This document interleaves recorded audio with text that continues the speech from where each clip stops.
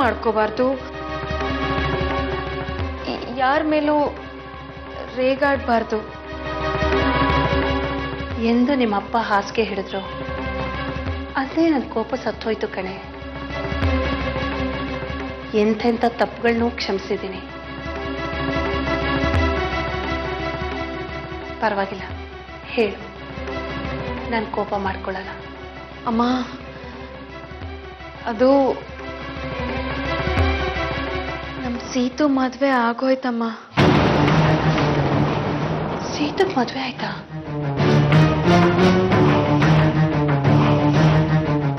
ಹೌದಮ್ಮ. ಜೈರಾಮ್ ಸರ್ ಮಗ ಸಂತೋಷ್ ಮತ್ತೆ ನಮ್ಮ ಸೀತು ತುಂಬಾ ದಿವಸದಿಂದ ಒಬ್ಬರನ್ನೊಬ್ರು ಪ್ರೀತಿಸ್ತಾ ಇದ್ರಂತೆ.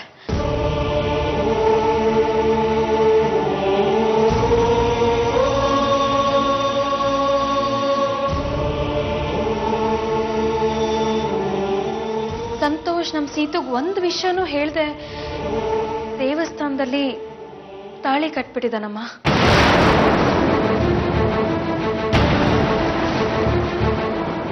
ಅಮ್ಮ, ನಡೆದಿದ್ರಲ್ಲಿ ನಮ್ ಸೀತು ತಪ್ಪೇನೂ ಇಲ್ಲ ಅಮ್ಮ. ನೀನೇನು ಯೋಚನೆ ಮಾಡ್ಬೇಕಾಗಿಲ್ಲಮ್ಮ. ಜೈರಾಮ್ ಸರ್ ನಮ್ ಸೀತುನ ಸೊಸೆ ಅಂತ ಒಪ್ಕೊಂಡಿದ್ದಾರೆ.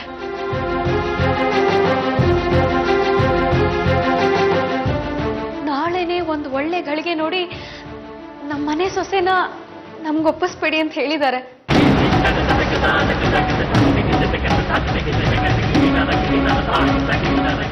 ಯಾವ ಮುನ್ಸೂಚನೆ ಕೊಡದೆ ಈ ಶುಭ ಕಾರ್ಯ ನಡೆದೋಗಿದ್ಯಾ? ಅವ್ರ ಮನೆಗೆ ನಮ್ ಸೀತು ಸೊಸೆಯಾಗಿ ಹೋಗ್ತಾ ಇದ್ದಾಳ? ಹೌದಮ್ಮ. ಸಂತೋಷಮ್ಮ, ತುಂಬಾ ಸಂತೋಷ.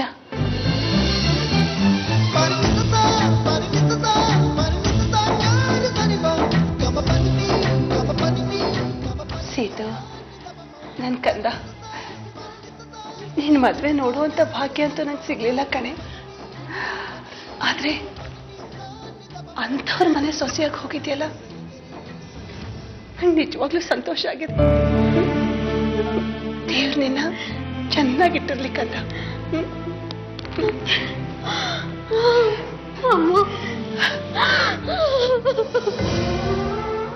ಅಮ್ಮ, ನನ್ನನ್ನು ಕ್ಷಮಿಸ್ಬಿಡಮ್ಮ, ಕ್ಷಮಿಸ್ಬಿಡು.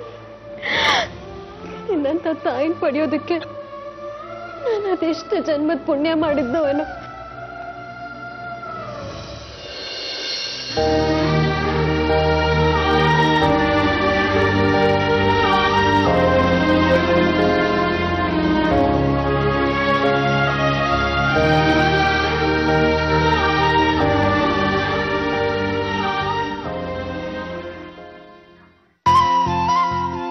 ಶ್ರುತಿ, ನೀನೇನು ಹೊಡ್ತಾ ಇದೆಯಲ್ಲ, ನನಗೇ ಗೊತ್ತಿಲ್ಲದೆ ಏನೆಲ್ಲ ನಡೆದೋಯ್ತು. ಯಾಕೆ ಹೀಗಾಗೋಯ್ತು ಅನ್ನೋ ಪ್ರಶ್ನೆ ಉತ್ತರ ಹುಡುಕ್ತಾನೆ ಇದ್ದೀನಿ.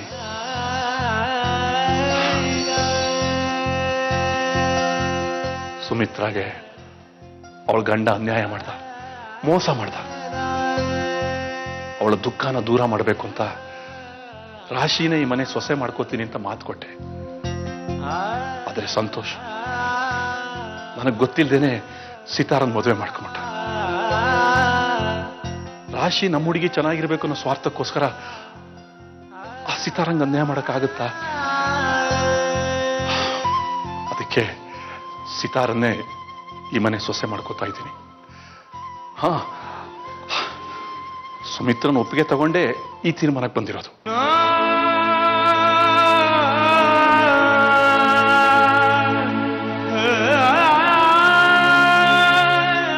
ಕೊನೆಗೂ ನಾನು ಅಂದ್ಕೊಂಡ ಹಾಗೆ ಏನೂ ನಡೀಲಿಲ್ಲವಲ್ಲ ಶ್ರುತಿ. ಸುಮಿತ್ರನ್ ಮದುವೆ ಅದ್ದೂರಿಯಾಗಿ ಮಾಡಬೇಕು ಅಂದ್ಕೊಂಡೆ, ಅದು ಆಗ್ಲಿಲ್ಲ. ಸಂತೋಷ ನನಗೆ ಹೇಳ್ದೇನೆ ಮದುವೆ ಮಾಡ್ಕೊಂಬಿಟ್ಟ. ಚೆನ್ನಾಗಿರುವಂತ ಆಶೀರ್ವಾದ ಮಾಡೋದಷ್ಟೇ ನಮ್ಮ ಕೆಲಸ. ಹಾ, ನೀನು ಅಷ್ಟೇ. ನಿಮ್ಮಪ್ಪಂಗೆ ಯಾಕೋ ನೋವು ಮಾಡಿದೆ ಅಂತ ಬೇಸರ ಮಾಡ್ಕೊಳ್ಳೋ ಹಾಗಿಲ್ಲ. ಅವನ ಹೆಂಡ್ತಿನಿ ಮನೆ ಕರ್ಕೊಂಬಂದಾಗ ಚೆನ್ನಾಗಿರಿ ಅಂತ ತುಂಬು ಹೃದಯದಿಂದ ಆಶೀರ್ವಾದ ಮಾಡು. ಆಮೇಲೆ ರಾಶಿಗೆ ಒಳ್ಳೆ ಹುಡುಗನ್ ನೋಡಿ ಮದುವೆ ಮಾಡಿ ಒಂದು ಸುಂದರವಾದ ಬದುಕನ್ನು ಕಟ್ಕೊಡ್ಬೇಕು. ಅಲ್ಲಿಗೆ ನನ್ನ ಎಲ್ಲ ಜವಾಬ್ದಾರಿಗಳು ಮುಗಿಯುತ್ತೆ.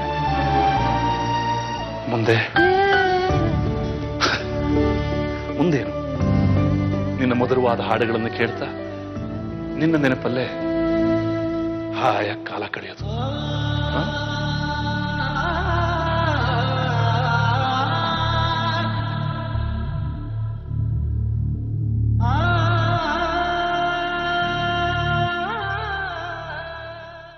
ಯಾಮಿನಿ, ಯಾಮಿನಿ,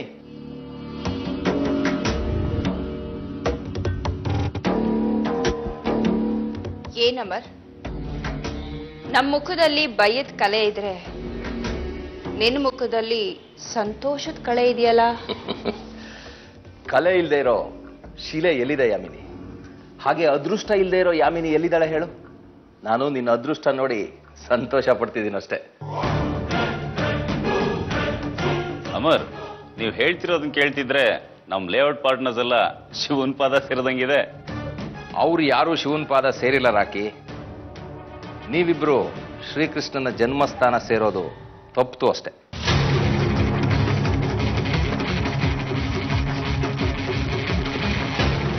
ಅದೇನೋ ಗೊತ್ತಿಲ್ಲ ಯಾಮಿನಿ, ಈ ಅದೃಷ್ಟದ ರೇಖೆ ಅನ್ನೋದು ಸಿಂಬಿ ಸುತ್ತಕೊಂಡು ನಿನ್ನ ಕೈಲೇ ಪರ್ಮನೆಂಟ್ ಆಗಿ ಉಳ್ಕೊಂಡ್ಬಿಟ್ಟಿದೆ. ಆ ದರ್ಶಿತ್ ಅನ್ನೋ ಇನ್ಸ್ಪೆಕ್ಟರ್ ಟ್ರಾನ್ಸ್ಫರ್ ಆಗಿದ್ದಾಗೋಯ್ತು.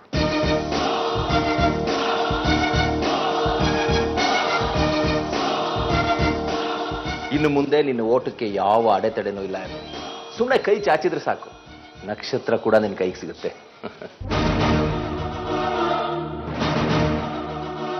ನನಗೀಗ ಸಮಾಧಾನ ಆಯ್ತು ಅಮರ್. ನಂದಕುಮಾರ್ ಮರ್ಡರ್ ಅಟೆಂಪ್ಟ್ ಕೇಸ್ನಲ್ಲಿ ಆ ಇನ್ಸ್ಪೆಕ್ಟ್ರು ನಮ್ಮ ಸುಳಿವಿನ ಹಿಡಿದು ಯಾವಾಗ ಬಂದ್ಬಿಡ್ತಾನೋ ಅಂತ ಪ್ರತಿ ಕ್ಷಣನೂ ಭಯ ಆಗ್ತಾ ಇತ್ತು. ನೀವು ಹೇಳ್ತಿರೋ ಮಾತು ಕೇಳ್ತಿದ್ರೆ ಹಾಲು ಕುಡ್ದ ಸಂತೋಷ ಆಯ್ತು ಅಮರ್. ಹೇಗಿದ್ರು ದೀಪಾವಳಿ ಬರ್ತಾ ಇದೆ, ಆಫರ್ ಮೇಲೆ ಆಫರ್, 1+1. ನಾನು ನಿಮ್ಗೊಂದು ಆಫರ್ ಕೊಡ್ತೀನಿ, ಏನ್ ಬೇಕಾದ್ರೂ ಕೇಳಿ. ಅಲ್ವಕ್ಕ?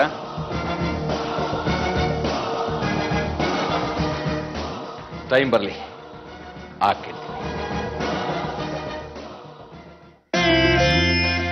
ಸರಸ್ವತಿ, ಸರಸ್ವತಿ, ಬಂದೆ ಬಂದೆ ಬಂದೆ ಬಂದೆ, ಅಲ್ಲೇ ಇರಿ. ಅಣ್ಣ, ಇದೇನ್ ಸರಸ್ವತಿ, ಯಾವ ಸಂತೋಷ ಸಮಾಚಾರ? ನೀವು ತಗೊಳ್ಳಿ ಹೇಳ್ತೀನಿ. ನನ್ನ ಈ ಸಂತೋಷಕ್ಕೆ ಏನ್ ಕಾರಣ ಇರಬಹುದು ಅಂತ ನೀವೇ ಗೆಸ್ ಮಾಡಿ ನೋಡೋಣ. ಅಮ್ಮ, ಸಂಗೀತ ಏನಾದ್ರು ಫೋನ್ ಮಾಡಿದ್ಲ? ಸದಾ ಶಿವನ್ ಕತೆ ಧ್ಯಾನ ಅಂತ ಯಾವಾಗ್ಲೂ ಅವಳ ಬಗ್ಗೆನೇ ಯೋಚನೆ ಮಾಡ್ತೇನೆ. ಹೇಳಮ್ಮ, ನಾನು ಕೇಳಿದ್ ನಿಜಾನಾ? ಹೌದು, ನಿನ್ ಊಹೆ ನಿಜ. ಸಂಗೀತ ನಿನ್ನ ಮದುವೆ ಮಾಡ್ಕೊಳಕ್ಕೆ ಒಪ್ಕೊಂಡಿದ್ದಾಳೆ ಕಣೋ. ರಘು ರಘು, ನೀನ್ ತುಂಬಾ ಅದೃಷ್ಟವಂತ ಕಣೋ. ಎಷ್ಟು ಅಗ್ನಿ ಪರೀಕ್ಷೆಗಳು ಎದುರಾದ್ರೂ ಕೊನೆಗೆ ನೀನ್ ಪ್ರೀತಿನೇ ಗೆಲ್ಕೊಂಡು ನೋಡಿದ್ಯಾ? ಅದಕ್ಕೆ ಹೇಳೋದು ಸರಸ್ವತಿ, ನಿಜವಾದ ಪ್ರೀತಿಗೆ ಸಾವಿಲ್ಲ ಅಂತ. ಆ ದೇವರು ಸಂತೋಷದ ಕ್ಷಣಗಳನ್ನ ಅಷ್ಟೊಂದು ಸುಲಭವಾಗಿ ಕೊಡಲ್ಲ ಸರಸ್ವತಿ. ಇವರಿಗೆ ಈ ಸಂತೋಷವನ್ನು ಅನುಭವಿಸೋ ಯೋಗ್ಯತೆ ಇದೆಯೋ ಇಲ್ವೋ ಅಂತ ನೋಡಿದ ಮೇಲೇನೆ ಅವನು ಸಂತೋಷ ಕೊಡೋದು. ಈ ತರ ಸೊಸೆ ಅಂತ ಜಯರಾಮ್ ಸರ್ ಒಪ್ಕೊಂಡಿದಾರಮ್ಮ? ಒಪ್ಕೊಂಡಿದಾರಂತೆ ರಘು. ಒಳ್ಳೆ ದಿನ ನೋಡಿ ಮನೆ ತುಂಬಿಸ್ಕೊಳ್ತೀನಿ ಅಂತ ಹೇಳಿದಾರಂತೆ. ಆಗ್ಲಿ, ಅಂತೂ ಬಂದಿದ್ದ ಸಮಸ್ಯೆ ಎಲ್ಲ ಮಂಜಿನ ಹಾಗೆ ಕರಗೋಯ್ತು.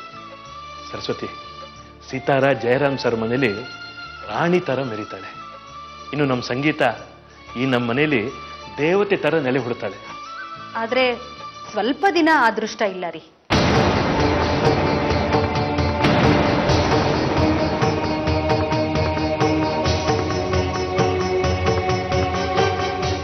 ಯಾಕಮ್ಮ, ಏನಾಯ್ತು? ಮದ್ವೆ ಏನೋ ಆಗ್ತೀನಿ, ಆದ್ರೆ ನಮ್ಮ ತಂದೆ ತಾಯಿ ಹುಷಾರಾಗೋವರೆಗೂ ನಾನು ನಮ್ಮನೇಲೇ ಇರ್ತೀನಿ ಅಂತ ಹೇಳ್ತಾ ಇದ್ದಾಳೆ. ಅದಕ್ಕೇನಂತೆ ಬಿಡಮ್ಮ, ಅವಳು ಮದುವೆ ಆಗೋದಕ್ಕೆ ಒಪ್ಕೊಂಡಿದ್ದಾಳಲ್ಲ, ಅಷ್ಟು ಸಾಕು. ಹಬ್ಬ, ಇಷ್ಟು ದಿವಸ ಆ ದೇವರಿಗೆ ತುಪ್ಪು ತಿಪ್ಪ ಹಚ್ಚಿದ್ದಕ್ಕೂ ಸಾರ್ಥಕ ಆಯ್ತು ಕಣೋ.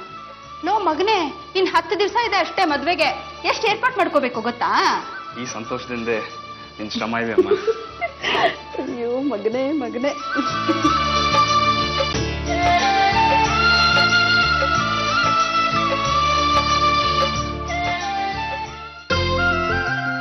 ಅಮ್ಮ, ಸುಮಿತ್ರಾ, ಎಲ್ರು ಬನ್ನಿ ಇಲ್ಲಿ. ಏನಣ್ಣ? ಏನ್ ಜಯರಾಮ ಅದು? ಯಾರು ಬಂದಿದ್ದಾರೆ ನೋಡಿ.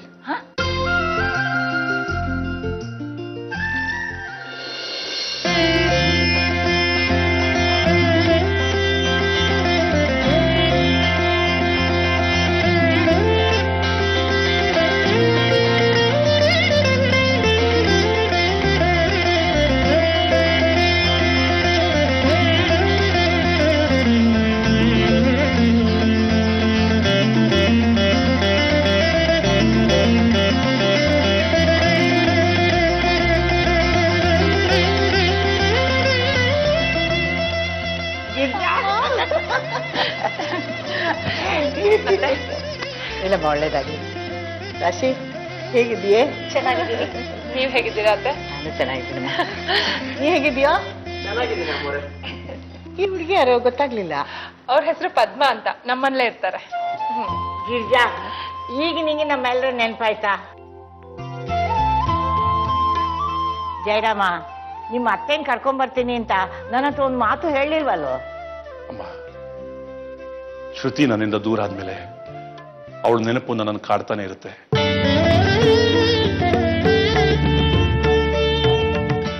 ಪ್ರತಿ ಕ್ಷಣ ಆ ನೋವಿನಲ್ಲಿ ನಾನು ನರಳ್ತಾನೆ ಇರ್ತೀನಿ ಅಂತ ಅತ್ತೆ ಈ ಮನೆಯಿಂದ ಹೊರಟೋದ್ರು.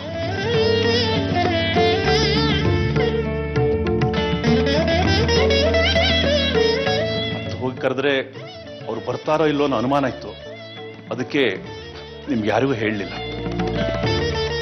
ನನ್ನ ಮಗಳ ಸ್ಥಾನ ತುಂಬಕ್ಕೆ ಸಂತೋಷನ ಹೆಂಡತಿ ಬರ್ತಾ ಇದ್ದಾಳೆ ಅನ್ನೋ ವಿಷಯ ಕೇಳಿ ಹೇಗ್ ಬರ್ದೇ ಇರ್ಲಿ?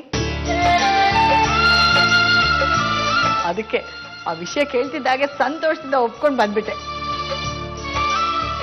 ಇನ್ಮೇಲೆ ಅತ್ತೆ ಎಲ್ಲಿಗೂ ಹೋಗೋದಿಲ್ಲ, ನಮ್ ಜೊತೆನೆ ಇರ್ತಾರೆ. ಹೌದಾ ಗಿರ್ಜಾ?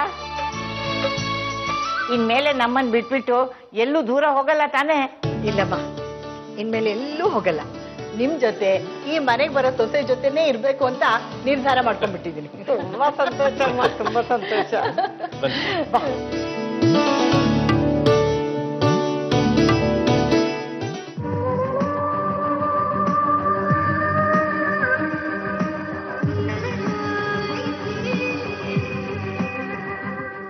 ಅಂತೂ ಬಂಪರ್ ಹೊಡೆದಿಲ್ಲ ಯಾಮಿನಿ. ಲೇಔಟ್ ಕೆಲಸ ಇನ್ನೂ ಮುಗ್ದೇ ಇಲ್ಲ.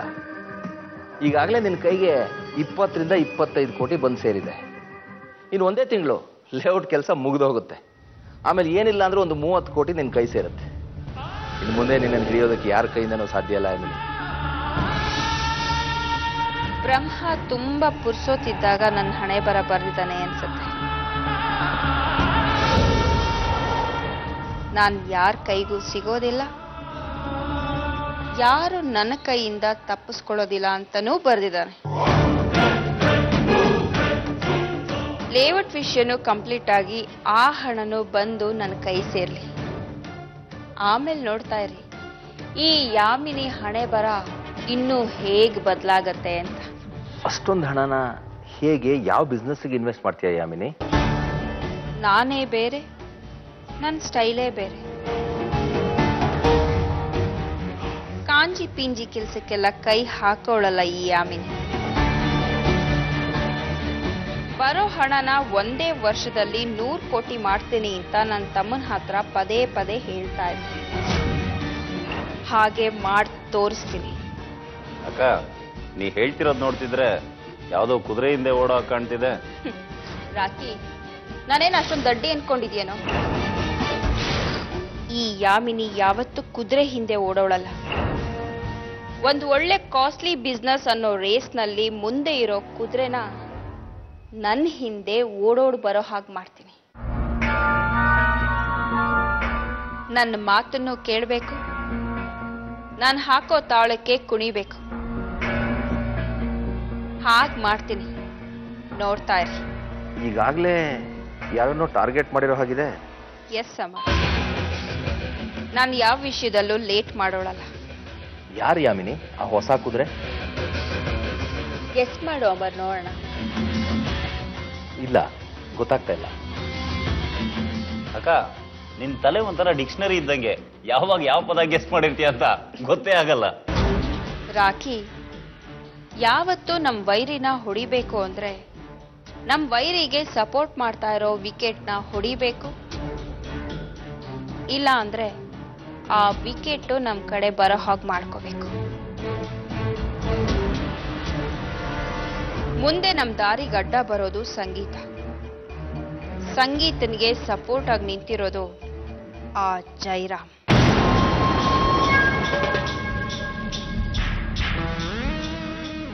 ಆ ಜೈರಾಮ್ಗೆ ಆಸ್ಥಾನ ಕವಿ ನಾನೇ ಆದ್ರೆ ಅವ್ರ ಕಿವಿಗೂ ಸ್ವಲ್ಪ ಊದ್ಬೋದಲ್ವಾ?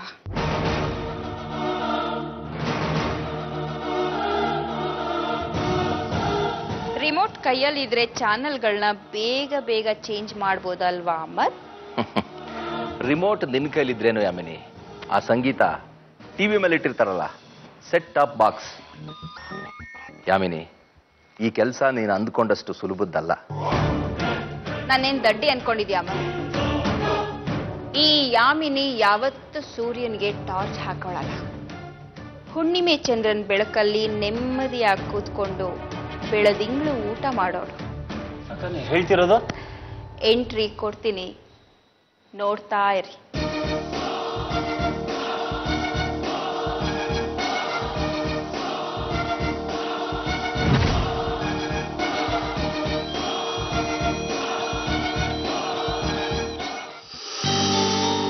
ಗಿರ್ಜಾ, ಮುಂದೇನಾಗುತ್ತೋ ಏನು ಅಂತ ನನಗಂತೂ ತುಂಬಾ ಭಯ ಆಗಿತ್ತು. ದೇವ್ರ ದಯೆ, ಜಯರಾಮ ಮಗ ಸೊಸೆನ ಮನೆ ತುಂಬಿಸ್ಕೊಳ್ಳೋಕೆ ಒಪ್ಕೊಂಡ್ಬಿಟ್ಟ. ಜೊತೆಗೆ ನೀನು ಈ ಮನೆಗೆ ಬಂದ್ಬಿಟ್ಟೆ. ನನ್ಗಂತೂ ತುಂಬಾ ಸಂತೋಷ ಆಗ್ತಿದ್ದೆ ಗಿರ್ಜಾ. ಅದಕ್ಕೆ ಅಮ್ಮ ಹೇಳೋದು ಕಾಲ ಕೂಡ್ ಬರ್ಬೇಕು ಅಂತ. ಈ ಮನೇಲಿ ನನ್ ಮಗಳ ನೆನಪು ದಿನಾ ದಿನ ಕಾಡ್ತಾ ಇತ್ತಮ್ಮ. ಅದಕ್ಕೆ ಈ ಮನೆಯಿಂದ ದೂರಾಗಿ ನಮ್ಮನೇಲಿ ಹೋಗಿದ್ದೆ. ದಿನ ಕಳೀತಾ ಕಳೀತಾ ಒಂಟಿತನ ಕಾಡಕ್ ಶುರುವಾಯ್ತು. ನನ್ನ ಮಗಳು ನನ್ನಿಂದ ದೂರ ಆದ್ಲು ಅಂತ ನಿಮ್ಮೆಲ್ಲರ ಪ್ರೀತಿಯಿಂದ ನಾನ್ ದೂರ ಇರೋದು ತಪ್ಪು ಅಂತ ಅನ್ನಿಸ್ತು. ಅದೇ ಸಮಯಕ್ಕೆ ಅಳಿಯಂದ್ರು ಬಂದ್ ಕರೆದು, ಅಮ್ಮ ಇನ್ಮೇಲೆ ನಾನೆಲ್ಲೂ ಹೋಗಲ್ಲ, ಇಲ್ಲೇ ಇದ್ಬಿಡ್ತೀನಿ. ಇದಕ್ಕಿಂತ ಹೆಚ್ಚಿನ ಸಂತೋಷ ಬೇರೆ ಏನಿದೆ ಗಿರ್ಜಾ? ನನ್ನ ಶ್ರುತಿ ಇದ್ದಾಗಿದ್ದ ವಾತಾವರಣ ಆ ನಂಜುಂಡೇಶ್ವರ ಸ್ವಾಮಿಯ ದಯದಿಂದ ಮತ್ತೆ ಬರ್ತಾ ಇದೆ. ನಮ್ಮ ಮನೆಗೆ ಬಂಗಾರದಂತ ಸೊಸೆ ಬರ್ತಾಳೆ. ಆಮೇಲೆ ನಾವೆಲ್ಲ ಅನ್ಯೋನ್ಯವಾಗಿ ಚೆನ್ನಾಗಿರ್ತೀವಿ ಗಿರ್ಜಾ. ತಥಾಸ್ತು. ನಾನಲ್ಲ, ಅಶ್ವಿನಿ ದೇವತೆಗಳು ಹೇಳ್ತಾ ಇದ್ದಾರೆ. ಈ ವಯಸ್ಸಲ್ಲಿ ನಾವುಗಳು ಬಯಸೋದು ಅದೇ ಅಲ್ವಾ ಅಮ್ಮ? ನಮ್ಗಿಂತ ಚಿಕ್ಕವರು ಚೆನ್ನಾಗಿರ್ಬೇಕು, ಸಂತೋಷವಾಗಿರ್ಬೇಕು ಅಂತ. ಇದೇ ರೀತಿಲಿ ನಾನು ಜಯರಾಮ್ನ ವಿಷಯದಲ್ಲಿ ಯೋಚನೆ ಮಾಡ್ತಾ ಇದ್ದೆ. ಆದ್ರೆ ನನ್ನ ಆಸೆ ಈಡೇರಲೇ ಇಲ್ಲ ಗಿರ್ಜಾ. ಈ ಮಾತನ್ನು ಹೇಳಿದ್ರೆ ನಿನಗೆ ಬೇಸರ ಆಗುತ್ತೋ ಏನೋ ಗೊತ್ತಿಲ್ಲ. ನನ್ನ ಶ್ರುತಿ ಹೋದ್ಮೇಲೆ ಜಯರಾಮನಿಗೆ ಇನ್ನೊಂದು ಮದುವೆ ಮಾಡಬೇಕು ಅಂತ ನಾನು ತುಂಬಾ ಪ್ರಯತ್ನ ಪಟ್ಟೆ. ಆದ್ರೆ ನನ್ನ ಆಸೆ ನೆರವೇರಿಲ್ಲ. ಅಳಿಯಂದ್ರು ಮತ್ತೊಂದು ಮದುವೆ ಮಾಡ್ಕೊಳ್ಳೋದ್ರಲ್ಲಿ ನನ್ಗೆ ಯಾವುದೇ ಅಭ್ಯಂತರ ಇಲ್ಲಮ್ಮ. ನಮ್ಗೇನೋ ಕೊನೆಗಾಲದಲ್ಲಿ ನೋಡ್ಕೊಳ್ಳೋದಕ್ಕೆ ಅಳಿಯಂದ್ರಿದ್ದಾರೆ. ಆದ್ರೆ ಅವ್ರನ್ನ ನೋಡ್ಕೊಳ್ಳೋದಕ್ಕೆ ಒಂದ್ ಜೀವ ಬೇಕೇ ಬೇಕಲ್ವಾ? ಇನ್ನೂ ಕಾಲ ಮಿಂಚಿಲ್ಲ, ನಿಮ್ಮ ಆಸೆ ಖಂಡಿತ ನೆರವೇರುತ್ತೆ.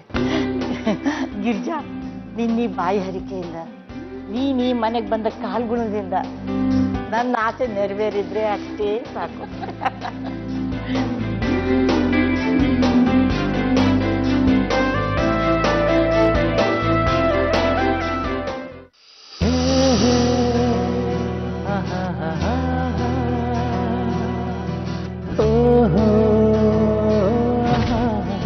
ಸಂತೋಷ್, ಸೀತು ಬನ್ನಿ.